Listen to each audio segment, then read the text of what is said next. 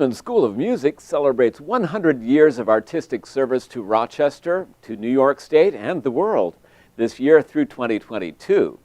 Here to talk about the celebration are Sylvie Beaudette. She's Assistant Professor of Chamber Music and Director of Summer at Eastman at the Eastman School of Music, and Mark Davis Scatterday. He's the conductor of the Eastman Wind Ensemble, the Eastman Wind Orchestra, and Professor of Conducting and Ensembles at the Eastman School of Music here in Rochester, New York. What a wonderful thing to celebrate, 100 years of great history and looking forward as well. That's so fantastic. Thanks so much for joining us today to talk about it. And so what kind of activities fill out the Centennial celebration, Sylvie? Well, tons of it. We have commissions, we have special concerts that celebrate our alumni, composers and soloists. We have book launches and we have wonderful celebrations in March where our students will be performing in the community.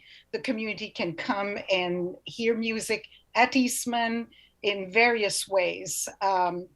And we're trying to also reach out to our alumni all over the world to participate in a video large concert marathon called 100 Concerts for 100 Years. So that will be a compilation on YouTube of all kinds of performances that our alumni are doing and continue doing over the years. So that will be very exciting. Mark, do you want to add more? Well, I think that throughout this kind of 18-month celebration, it's going to be pretty obvious locally and nationally and internationally that there are things that always have been happening at Eastman. We normally average over 800 concerts a year anyways. This year probably will be more, but the whole idea is to highlight the connections to our past, talk about what we're doing in the present, and pointing to the future. So a lot of the things that we have planned really are saying, this is where we've been, this is who we are, and this is where we think things need to be with music, performance, and education and research in the future. So we know that people are watching us, and we know that we're leading in the field of music, and so it's exciting about like Sylvie said, bringing all the alumni together, not only as composers for commissions, but lecturers and soloists. For instance, I have a soloist just arrived yesterday, who's the principal clarinetist in the Chicago Symphony, who's going to be playing with the Wind Ensemble next week. Just things like that seem kind of like, the normal day at Eastman. We're trying to make sure that they're highlighted to the rest of the world, saying, hey, come celebrate with us. That's fantastic. And so I believe in addition to the 100 concerts, there are actually 3 festivals through 2022. Is that correct? Yeah, well, we have one big festival in March celebrating the opening of the doors of Eastman on March the 3rd. That was in 1922 when the Eastman building was finally completed and the Kilburn Hall was open, officially open to the public with its first concerts. Prior to that, we only had 2 floors being completed, the 3rd and the 4th floors in the main building. So it took from September of 1921 until March of 1922 to complete the Kaminsky Promenade, the main hall, now called Lowry Hall, and Kilburn Hall, named after George Eastman's mother. And so to celebrate that 100th anniversary of the official opening of the doors to the community, we're doing a 4.5 day festival, which has its kickstart on Wednesday, March 2nd, with a combined performance by our own Eastman Wind Ensemble. So Mark can talk a little bit more about that program, and collaborating with Musica Nova, conducted by Brad Lubman. And then March the 3rd, that's when we're sending our musicians all over the Rochester area, all the way down to SUNY Geneseo.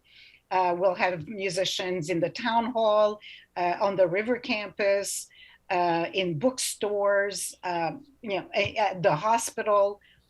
So name it, we're plugging our musicians to various places in Rochester. So we hope that people will seek us out and take pictures or short videos and hashtag Eastman 100 when you see our musicians in town. So that would be great. Also on March the 4th, we're having a performathon. So we're asking our students, faculty, staff to participate and perform in out of the box venues and out of the box performances all over our campus, our Eastman campus. So people are invited to come, and they will be given a program where they can see where things are happening, and they go around and listen to music all day, basically. And then on March the 5th, we will have a special performance of J.S. Bach, Art of the Fugue, and Mark can tell you more about this. This will happen at the Artisan Work, and there will be two performances, one for the family, for families, and one for adults. The second festival is the Women in Music Festival, which was presented at Eastman from 2005 to 2014. We're bringing it back for the Centennial. And Mark was talking about setting us up for the future, and we're hoping that this is something that our women students can take over in the future and make it their own. So this will be kind of a model for them to follow. And then Meliora Weekend 2022 is not a festival per se, although it's a multi-day event. And we're hoping that this will be the largest Meliora Weekend ever at Eastman after the pandemic, and we can all celebrate with our alumni together. So that's what we're hoping. That will happen in October. For those not knowing, what time of year does that happen, Meliora Weekend? Meliora Weekend is usually the first weekend of October, like the last weekend of September leading into October. Yeah. Great, and that's Meliora Weekend, and then that was Women in Music, and then what follows after that? Is there a Gateways Music Festival this year? Yes, the Gateways Music Festival is actually going to happen in April of the spring. April of 2022. Of 2022, and this is very exciting because we're getting a preview of their performance in Carnegie Hall. Oh my. So they are the first all African-American orchestra to be invited to perform at Carnegie Hall. And it's very, very exciting. So we're getting here in Rochester the preview of the program that they will be performing at Carnegie Hall that same week. So yeah, it's going to be very exciting. Proud of part of Rochester's proud history to support that group since its inception all these years. It's wonderful. Yes, absolutely. And then how about summer at Eastman? Since you're the director of summer at Eastman, tell us what happens in the summertime then. Well, summertime, Mark here is teaching a wonderful institute. And tell Eric about it, Mark, because you're teaching it. Sure. Just to give you an example of the different institutes that happen during the summer, because there's quite a few, and they 40, yeah. Yeah, they focus on various areas of what we do at Eastman, basically. And so the workshop that I'm going to be heading up is a conductor's workshop, and a few years ago it started. Sylvie had this idea. Excuse me, that we should use the RPO players as our ensemble, and also to help them out, give them a service for the summer. We don't, a lot of our students during the summer are out doing various festivals like Aspen and, Banff and Tanglewood. So it's really great to kind of have such great players in the summer to use as an ensemble for these conductors. Because you can imagine if you're teaching conductors and you don't have real live music, it's awfully hard to teach. So yeah, the first one was very successful. We're looking forward to this next one, and great music and great collaboration. People seem to really enjoy it. But all the institutes are really popular. Yes, and because it's the Centennial, we're encouraging our faculty, who are the main coordinators of those institutes, to invite guest presenters or guest faculty to be part of the institute. So Mark, for instance, has invited Don Hansberger, yes, who was a longtime conductor of the Eastman Wind Ensemble.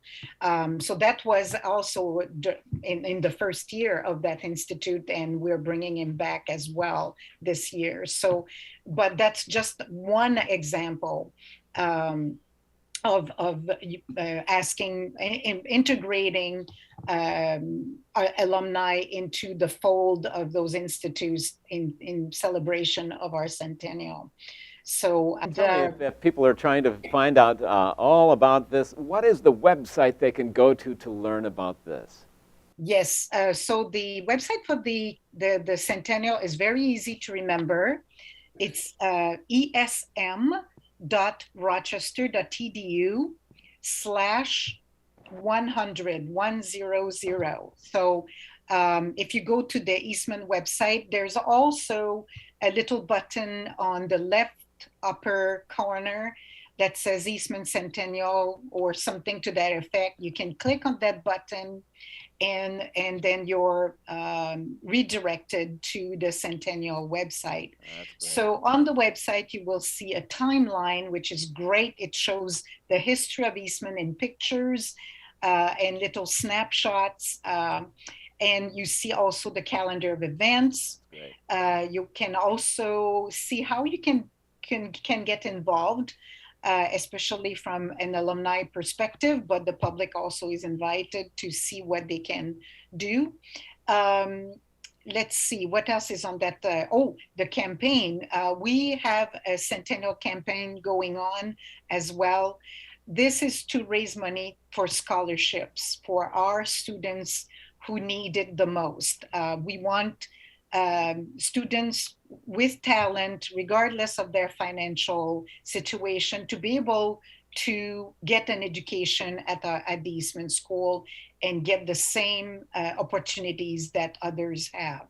So this scholarship will really, really help those students get into the Eastman School and get those opportunities. So on the Eastman Centennial website, you have a way for people to donate to our campaign. Sounds great. Well, thank you so much for being here with us today in the Spotlight to talk about the Centennial of Artistic Service and Education at the Eastman School of Music in Rochester, New York, not only to Rochester and the state, but to the world as well. My guests have been Sylvie Beaudette and Mark Davis Scatterday. He's professor of conducting and ensembles at the Eastman School of Music and conducts the Eastman Wind Ensemble and the Eastman Wind Orchestra. Thank you so much for being with us today. In the Spotlight is a production of Penfield Television with sponsorship from Nocon & Associates, a private wealth advisory practice of Ameriprise Financial Advisors.